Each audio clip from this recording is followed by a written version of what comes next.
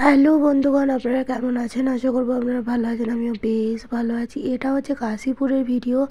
আমরা সেই যে বেলুড় মঠ গিয়েছিলাম সরস্বতী পুজোর দিন, সেই দিনই আমরা আবার কাশীপুর গিয়েছিলাম। আমরা দুপুরে কাশীপুরে খাওয়া দাওয়াটা করেছিলাম এখানে আশ্রমে।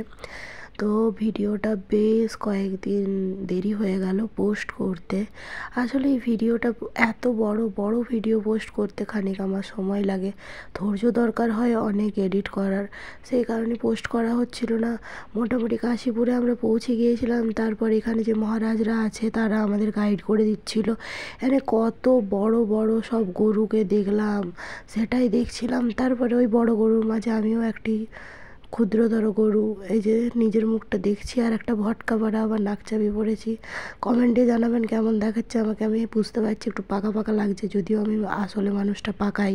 তারপরে এখানে খাবার জন্য আমরা লাইন দিয়ে দিয়েছিলাম। এখান পর্যন্ত ওই ভিডিওটা বানাতে পেরেছিলাম। তারপরে আমাকে এই যে মহারাজটা আছে সে পুরো টোটালি বলে দিল না না, একদম ক্যামেরা করা চলবে না। আমাদেরকে বলল ভিডিও বানানো চলবে না। এইদিকে মহারাজরা বেশ ভালোই ডিএসএলআর ক্যামেরাতে ছবি টবি তুলছিল। ঠিকই আছে, সব জায়গার একটা নির্দিষ্ট রুলস থাকে, সেটাকে মানাই উচিত, আমি ওটাই মনে করি। তো যাই হোক, তারপর আমরা কাশীপুরে দারুণ সুন্দর সব খাওয়া দাওয়া করে বেরিয়ে গিয়েছিলাম দক্ষিণেশ্বর কালী মন্দির ঘুরবো বলে। তো কালী মন্দির ঘোরা আর কি বলবো, ওই মন্দিরেই ঘোরা হয়েছে, আর মায়ের দর্শন হয়নি। যেহেতু আমরা খাবার দাবার খেয়ে নিয়েছিলাম, সেই রকমভাবে পুজো দেওয়ার কোনো আমরা ভাবনা চিন্তা রাখিনি। এটা ছিল সামনের গেটটা, তো সামনের গেটটা বলছিল 3টে না বাজলে খুলবে না, সে কারণে আমরা পিছন দিকে যে গেট আছে সেটা দিয়ে ঢোকার ভিতরে চেষ্টা করছিলাম। এত ভিড়, আমার তো ধারণাই ছিল না যে এই সরস্বতী পুজোর দিন ওই কালী মন্দিরে এত ভিড় হবে। যদিও তুলু বলছিল যে এটা 365 দিন সমান ভিড় থাকে, মানে মাকে দেখতে অনেক দূর থেকে অনেক মানুষজন আসে। আমার কিন্তু মায়ের দর্শন হলো না, এটা কিন্তু আমার খুবই খারাপ লেগেছে। আসলে আমরা খানিকক্ষণ হাঁটার পর আমাদের নজর চলে গিয়েছিল এই পেয়ারা মাখার দিকে। আর এই দোকানি কাকুটা এত দেরি করে ফেললো, মানে একটা পেয়ারা মাখা বানাতে যেন ভোর করে দিল, যেন 7 তরকারি ভাত করছিল এইরকম আর কি।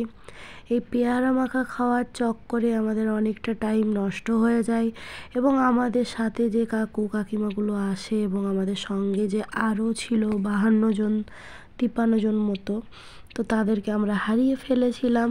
আবার ফোন টোন করে তাদের সাথে কন্ট্রাক্ট করলাম। জেঠু ওখান থেকে ফোন করে তাড়া দিল, তার জন্যেই আরও বিশেষ করে আমরা সময়ের সীমাটা বুঝতে পারলাম, নইলে আমরা দুজনে, আমি আর তুলু, সেই ভবঘুরের মতো ঘুরছিলাম। যাই হোক, তারপর অবশেষে তাদের সাথে আমাদের দেখা হয়ে গেছে।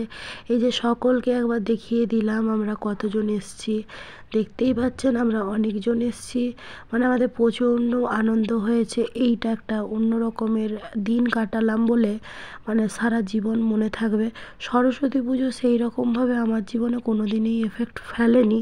শাড়ি পরে ঘুরতে যাওয়া, বন্ধু বান্ধবের সাথে আড্ডা দেওয়া, সেই রকমভাবে আমি কোনো সরস্বতী পুজোই ওইভাবে কাটাইনি। সেই কারণে আমার খুব একটা খারাপও লাগছিল না। আর এই যে দিনটাকে এইভাবে কাটিয়েছি, এটা মনে হচ্ছে সবথেকে শ্রেষ্ঠ সরস্বতী পুজো আমার কাছে। তারপর দেখুন আমরা এখানে খানিক বসে একটু রেস্ট করছিলাম। আর যাদের ওই একটা দুটো জিনিস কেনার ছিল, সবাই ঘরে মোটামুটি ছোট ছোট বাচ্চাকে রেখে দিয়ে এসছে, তো তাদের জন্য জিনিসপত্র কিনছিল। আর এখানে আমরা চলন্ত সিঁড়িতে উঠে একটু ক্যাত মারছিলাম। আমার মুখটা একবার দেখুন, কিসকিসা করে কেন টিপে রেখেছিলাম ভগবান জানে। আসলে সিঁড়িটার সাথে খুব একটা অভ্যস্ত নই, তো সেই কারণে হয়তো এরকম চেপাচেপি করে রেখেছিলাম মুখটা। তারপরে আমরা যতজন গিয়েছিলাম সবাই আবার বাসের মধ্যে উঠে বসেছি। তারপর বাসটা মোটামুটি গুড়গুড় করে চলতে শুরু করেছে। আর দেখে বুঝতেই পারছেন মোটামুটি আমরা এরপর বাড়ির উদ্দেশ্যে রওনা হয়ে গেছি। সরস্বতী পুজোয় ওই 3টে জায়গায় ঘুরেছিলাম, তার মধ্যে এই 2টো জায়গা আমার ঘোরার ব্লগটা দিতে বাকি ছিল। ভয়েসটা দিয়ে মোটামুটি এখন পোস্ট করে দেবো, এটাই ভাবলাম। তো এই ভিডিওটা যদি ভালো লেগে থাকে আপনাদের, অবশ্যই ভিডিওটাকে সাপোর্ট করবেন, চ্যানেলটাকে সাপোর্ট করবেন, সুন্দর সুন্দর কমেন্ট করবেন, আর দয়া করে একটু সাবস্ক্রাইব করে দেবেন। আর যদি ভালো নাও লেগে থাকে তবুও করে দেবেন। সকলে ভালো থাকবেন, আর পারলে একবার আপনারাও যাবেন ওই দক্ষিণেশ্বর কালী মন্দির, কাশীপুর, এইখানে আশ্রমে পারলে ঘুরে আসবেন। তো আজ এতটাই, ভালো থাকবেন, টাটা।